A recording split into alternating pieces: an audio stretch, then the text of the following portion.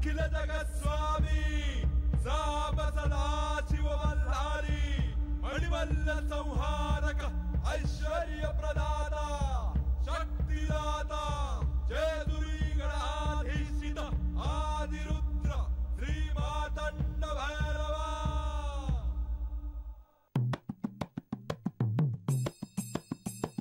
जय देवा जय देवा जय देवा जय देवा जय देवा जय शिव मातंडा।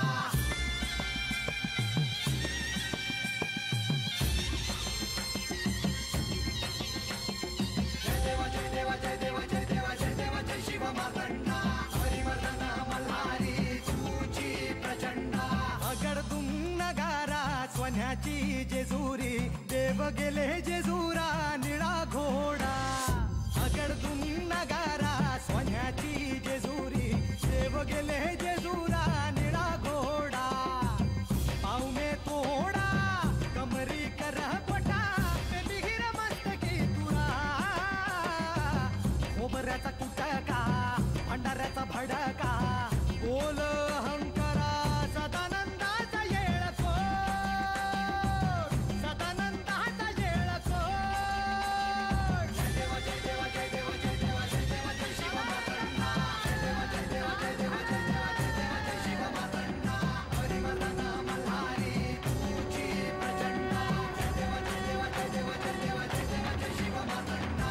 हरिवर्धन मल्हारी तुझी प्रचंडा। आई पुरे झालं जे झालं ते। असं कसं आम्हाला कळलंच पाहिजे। अगं आई आहे मी तुझी। तू जरी मला काही सांगितलं नाहीस तरी मला जी माहिती हवी आहे ती मी मिळवणारच। लतिका सांग कसं झालं हे सारं? अक्का मला म्हाळसाच्या रागाला सामोरं नाही जायचं।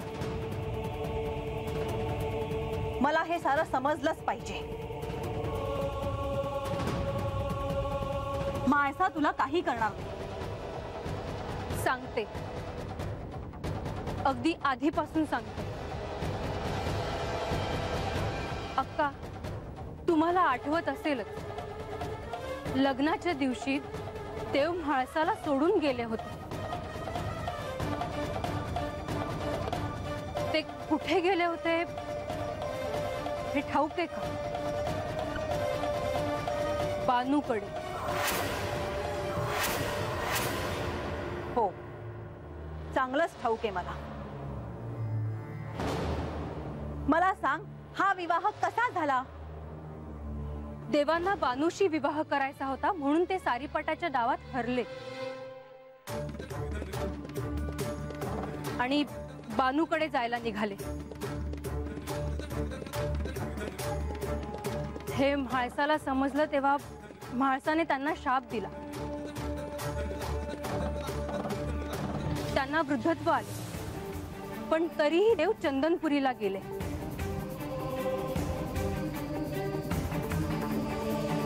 आणि अखेर देवांचा वनवास संपला। ते मूळ रूपात आले।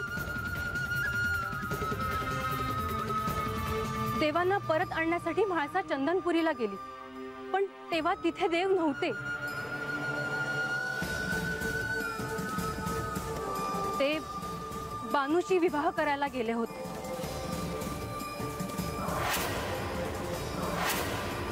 तरी मी यांना सांगतच होते की आपण नेवासेला परत जायला नको म्हणून। इथे जेजुरीत काहीतरी विपरीत घडणार ह्याची तेव्हाच मला कल्पना आली होती। काय ग श्री खंडेराय त्या बानूशी विवाह करत असताना इथे जेजुरीत त्याबद्दल कुणालाच ठाऊक नव्हतं? प्रधानजी देखील तिथेच गेले होते अक्का। त्यांना कदाचित या साराची आधीपासूनच कल्पना असावी। नंतर प्रधानजी देव जेजुरीत येणार आहे असा निरोप घेऊन गडावर आले। तेव्हा देवांच्या स्वागतासाठी म्हाळसाने सारा गड सजवला पण देव आले ते विवाह करून बानूला बरोबर घेऊन।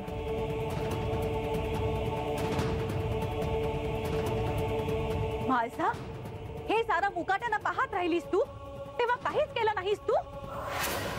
केलं ना. म्हाळसाने देवांना गडावर यायला नाकारलं. बानूसाठी गडाचे दरवाजे बंद केले. बानूने गडावर येऊ नये असं निक्षून सांगितलं. मग काय केलं श्री खंडेरायांनी? बानूला गडावर येणं शक्य नाही कळल्यावर गडाच्या मध्यभागी बानूसाठी हा वाडा बांधण्यात आला.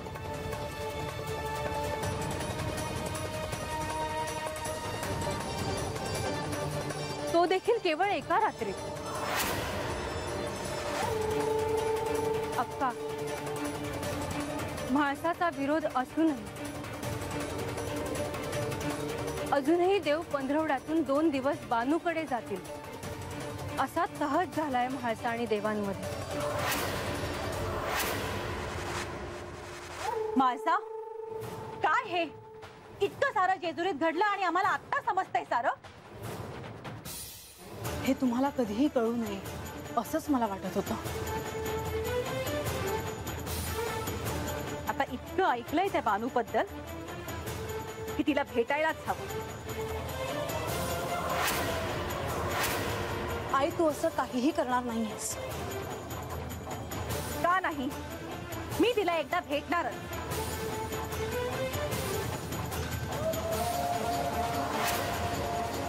अगं, पण तू का जाशील तिला भेटायला?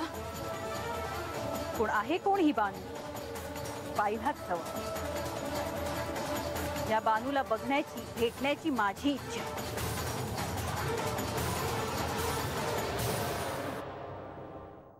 बानू, आता लवकरच आपली भेट होईल, हे ध्यानात ठेव.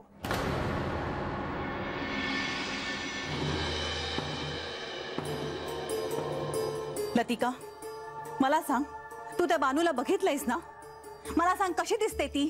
अक्का, लतिका, आता आपल्यात जे काही बोलणं झालं आहे ते कोणाला काहीही कळता कामा नये. आलं लक्षात? हो अक्का.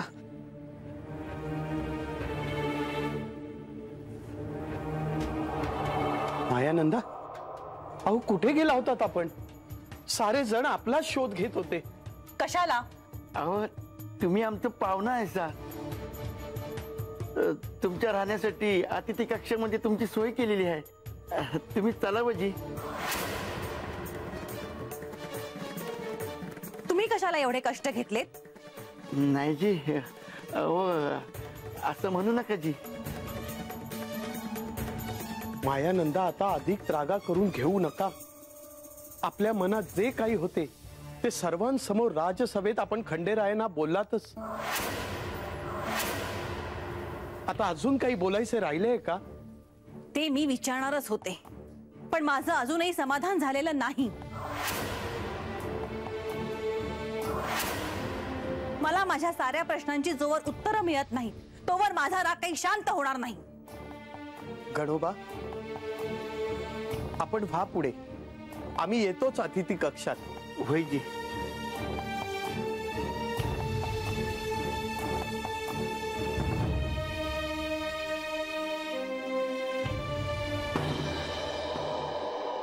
अक्का, येते मी.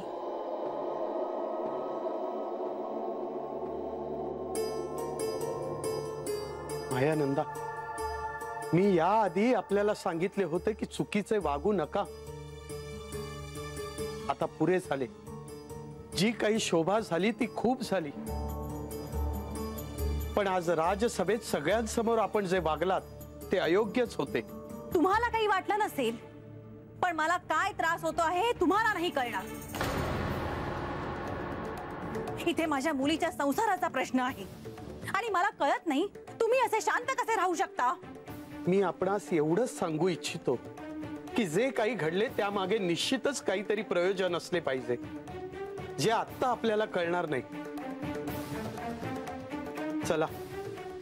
आणि हो, आता यापुढे जास्त शोभा होईल असे वागू नका. चला. तुम्ही व्हा पुढे, येते मी.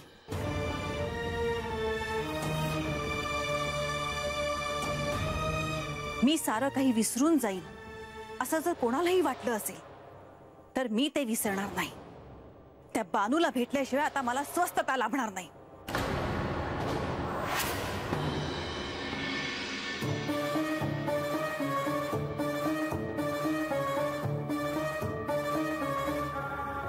जेवणाची समधी तयारी झाली आहे बघा. उत्तम. आज ह्यांच्या बरोबर भोजन करण्याची संधी मिळाली आहे. पुन्हा असा योग कधी येईल हे सांगता येत नाही. काय हे देवी, मी तुमच्या बरोबर अधिकाधिक वेळ घालवण्याचा नेहमीच प्रयत्न करत असतो. हो, परंतु आपण दोघं एकत्र असायला आणि काहीतरी महत्वाचं घडायला एकच गाठ पडते. तसे होणार नाही. आज मी तुमच्या बरोबर उत्तम उत्तम पदार्थाची चव घेत भोजन करणार आहे आणि भोजन करताना आपण बोलूया देखील. तुम्हाला अजून काय खावंसं वाटत असेल तर सांगा, मला घेऊन या तुम्ही. नको गणोबा, जे आहे ते पुरेसे आहे.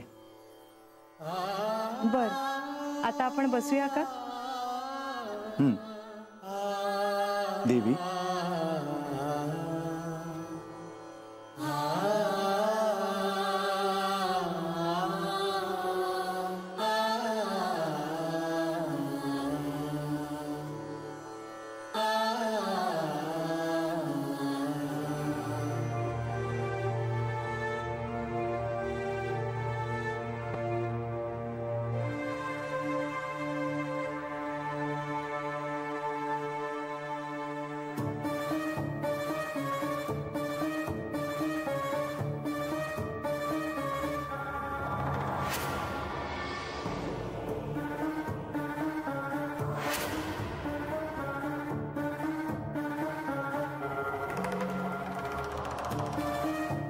गणोबा, काय झालं? काय नाही, तुम्ही जेवून घ्यायची. गणोबा, माझ्यापासून काहीही लपवू नकोस. म्हाळसादेवींची आई बानूबाईंच्या वाड्यावर गेल्यात जी.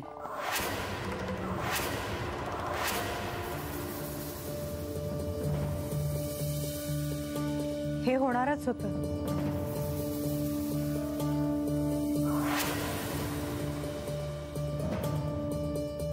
क्षमस्वत्वम, क्षमस्वत्वम, क्षमस्वत्वम.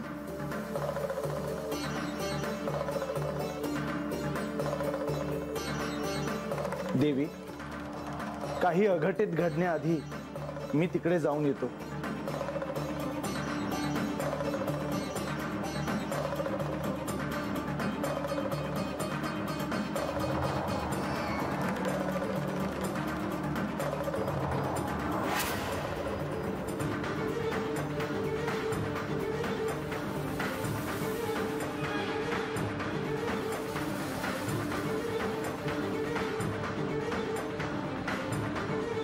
प्रधानजी,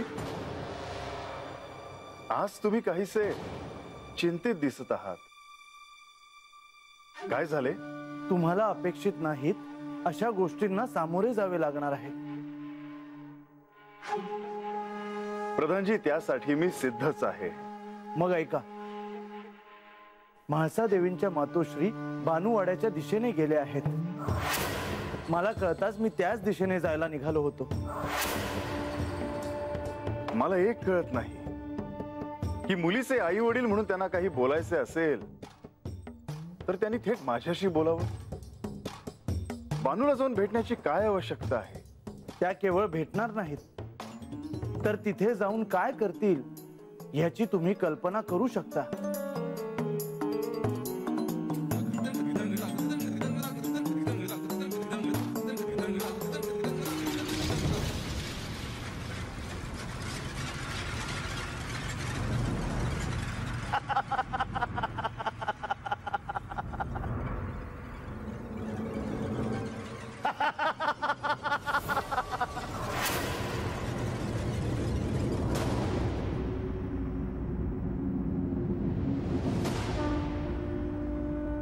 अशुभाचे सावट आहे आणि ह्यावेळी बानू संकटात सापडणार आहे. देवा, मी जाऊन येतो. नाही प्रधानजी, ह्या प्रसंगी तुम्ही सामोरे जाणे अपेक्षित नाही.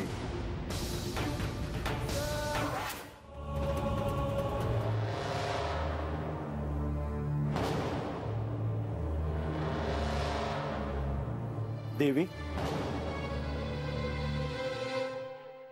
तुमच्याशी बोलायचे आहे, वेळ असेल तर. कोण बोलणार आहे, प्रधानजी की बंधू? बंधू. बोलावे. श्री खंडेराय आणि तुमच्यामध्ये जे सुरू आहे ते आता लपून राहिलेलं नाही. हो, आणि आता सगळ्या गोष्टी जगजाहीर झाल्याच आहेत, आणि याला मी कारणीभूत नाही.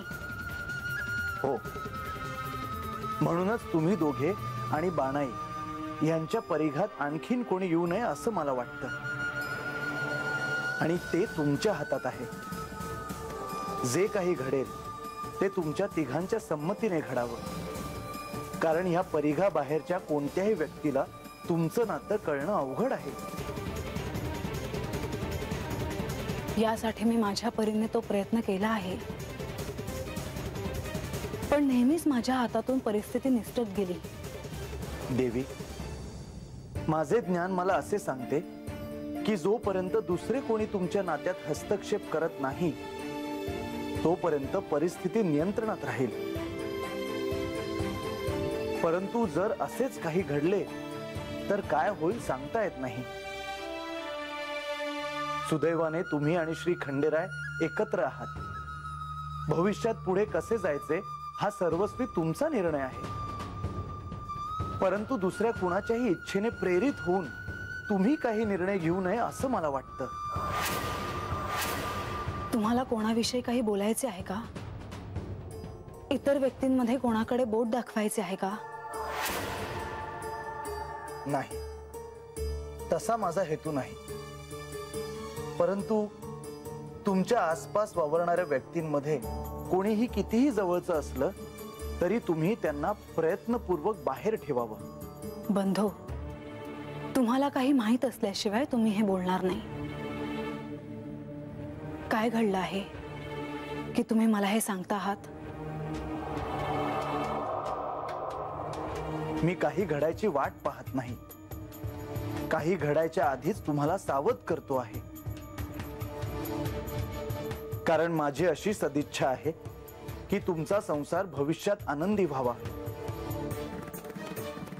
तुम्ही देवांवर जे अपार प्रेम केले आहे, त्यांची जी असीम भक्ती केली आहे, जी कठोर साधना केली आहे, त्याचे फळ तुम्हाला मिळावे. खूप आशादायी बोलता आहात बंधू तुम्ही. होय देवी, कारण तुमच्या उभयतांच्या प्रेमाची तुलना कशाशीच होऊ शकत नाही.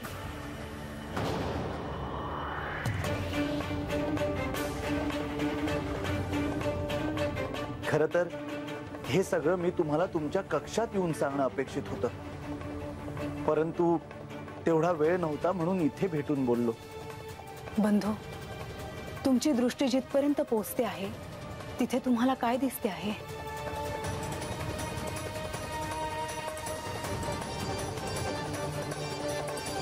देवी, माझी दृष्टी जिथपर्यंत पोहोचते आहे तिथे मला सगळं काही मंगल आणि प्रसन्न दिसतं आहे. येतो.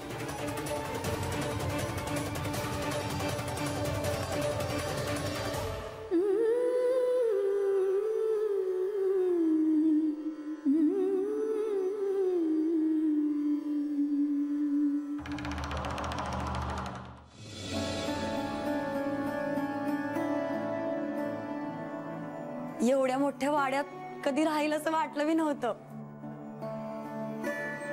समजा हाय होतं, कशाची बी कमी नाही.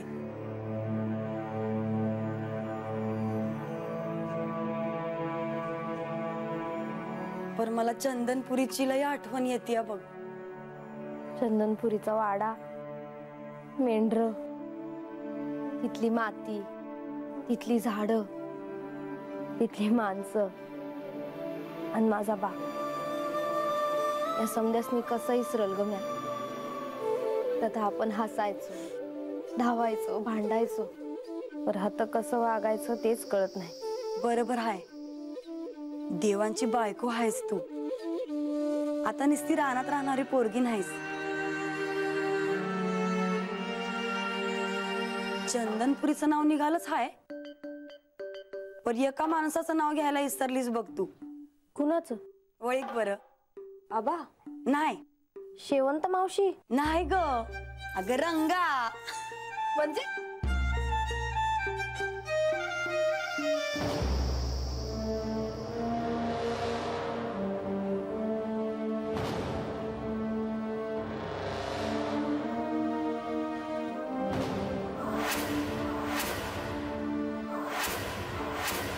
कोण पाहिजे तुम्हासनी?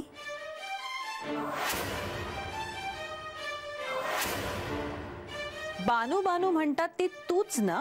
वयजी, पर तुम्ही कोण हायसा? मी माळसाची आई.